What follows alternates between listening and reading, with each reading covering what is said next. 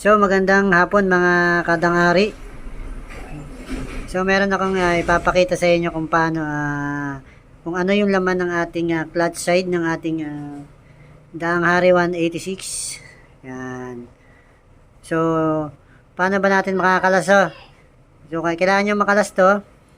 Tanggalin nyo to yung 8mm na yan 13 pieces. So yan ay 13 pieces. 1, 2, 3, 4, 5, 6, 7, 8, 9, 10, 11, 12, 13.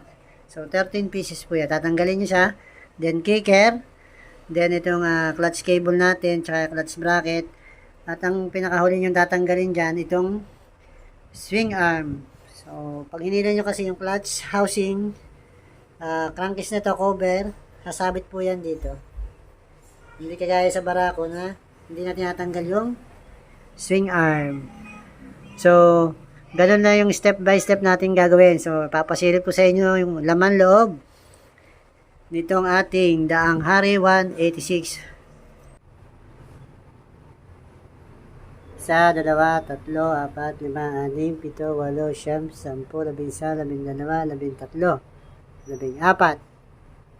Isa, dalawa, tatlo, apat, lima, anim, pito, walo, siyam, 10, 11, 12, 13. So, 13 tornilyo yung kakalasin nyo para dito sa flat side natin. So, tandaan nyo lang yung mga position na yan.